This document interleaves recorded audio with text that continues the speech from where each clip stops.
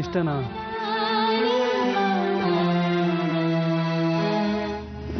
ನಾನು ಏನು ಹೇಳಲಿ ಕೃಷ್ಣ? ನಿಜನೇ ಹೇಳು ರಾಧಿಕಾ. ಆದರೆ ಅವ್ರು ಕೇಳ್ತಿರೋದು ವಿಶಾಖನ್ನ. ಅವನು ಇಷ್ಟಪಟ್ಟಿದ್ದು ಹೆಸರನ್ನಲ್ಲ. ಅವತ್ತು ಜಾತ್ರೆಯಲ್ಲಿ ದೇವವನದಲ್ಲಿ ಯಾರನ್ನ ನೋಡಿದ್ನೋ ಅವಳನ್ನ. ಅವತ್ತಲ್ಲಿದ್ದು ನೀನು ರಾಧಿಕಾ. ಇಲ್ಲ, ನಾನು ಮಂಟಪಕ್ಕೆ ಹೋಗಲ್ಲ. ವಿಶಾಖನ್ ಭಾಗ್ಯನ ನಾನು ಕಿತ್ಕೊಳ್ಳಲ್ಲ. ನಾನು ನಿಜ ಹೇಳ್ತೀನಿ. ನೀನು ನಿಜನೇ ಹೇಳು. ನಿನ್ನ ವಿಶ್ವನ ಪ್ರೀತಿ ನಿಜ ತಾನೆ?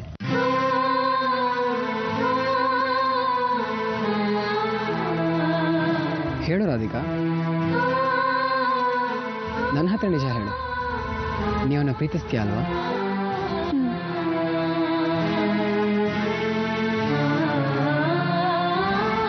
ನನಗೆ ಗೊತ್ತಿತ್ತು. ನನ್ನ ಮನಸ್ಸಲ್ಲಿದ್ದಂಥ ಸಂದೇಹಗಳೆಲ್ಲ ಕ್ಲಿಯರ್ ಆಗಿದೆ. ನೀವು ಇದನ್ನು ಖುಷಿಯಾಗಿ ಮುಂದುವರಿಸ್ಬೋದೇನು?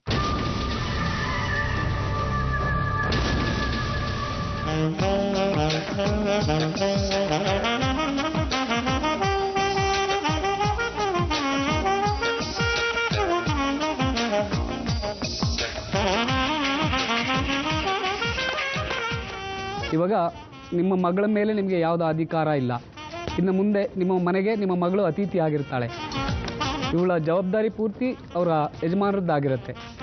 ಹಾಗೆಯೇ ಉತ್ರಿಯಕ್ಕೆ ಗಂಟು ಹಾಕಿ. ಅದನ್ನು ಮದುಮಗಳ ತಂಗಿ ಮಾಡಬೇಕು. ರಾಧಿಕಾ ಎಲ್ಲಿ? ಅದು ಅವಳು ಇಷ್ಟೊತ್ತು ಇಲ್ಲೇ ಇದ್ಲು. ಆದರೆ ಈಗಿಲ್ಲ. ನಮ್ಮ ದೇವಕಿ ಚಿಕ್ಕಮ್ಮನಿಗೆ ತುಂಬ ಹುಷಾರಿಲ್ಲ. ಅವರನ್ನು ನೋಡ್ಕೊಳ್ಳೋಕ್ಕೆ ಅಂತ ಹೋಗಿದ್ದಾಳೆ. ಅವ್ರಿಗೂ ಇವಳನ್ನ ಕಂಡ್ರೆ ಬಹಳ ಪ್ರೀತಿ. ಅದಕ್ಕೆ ಅವರು ಇವಳನ್ನ ಅಲ್ಲೇ ಇಟ್ಕೊಂಡ್ಬಿಟ್ಟಿದ್ದಾರೆ. ಪಾಪ, ಈಗ ಈ ಶಾಸ್ತ್ರ ಮಾಡೋದು ಯಾರು? ನಮ್ಮ ಹುಡುಗಿ ಬಾಮ ಇಲ್ಲಿ. ಇವಳು ಕೂಡ ವಿಶಾಖನ ತಂಗಿ ಲೆಕ್ಕನೇ. ಇವಳೇ ಆ ಶಾಸ್ತ್ರ ಮಾಡ್ಕೊಡ್ತಾಳೆ. ಹೋಗಮ್ಮ.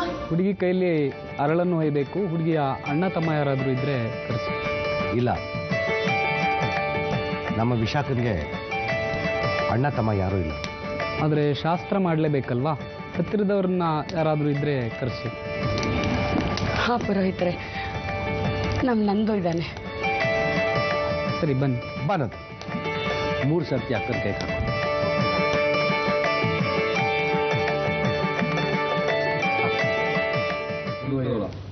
ಹಾಕು.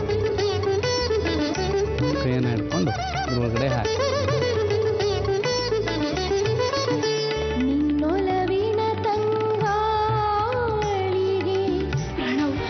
ಹೇಗಾದ್ರೂ ನನಗೆ ಮದುವೆ ಆಗಲೇಬೇಕು.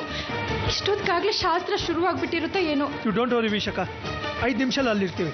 ಸ್ವಲ್ಪ ಬೇಗ ಹೋಗಿ.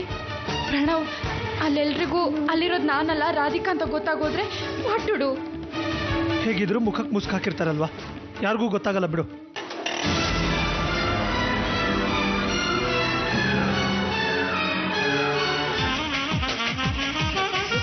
ಸಮಪ್ರಭಾಂ ಭಗವತೆ ಸ್ಕಂದಸ್ಥಿತಾಂ ಭೀಷಣಾಂ ಕನ್ಯಾಭಿಕ್ಷರಬಾಲಕೆ ತಗಲತಶ್ಚಾವಿರಾಧೇರಿತಾಂ.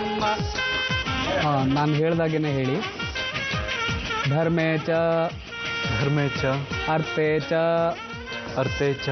ಕಾಮೇ ಚ ನಾಪಿ ಚರಿತಾಮಿ.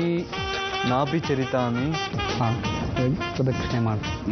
ಈ ಕಡೆ ಬನ್ನಿ.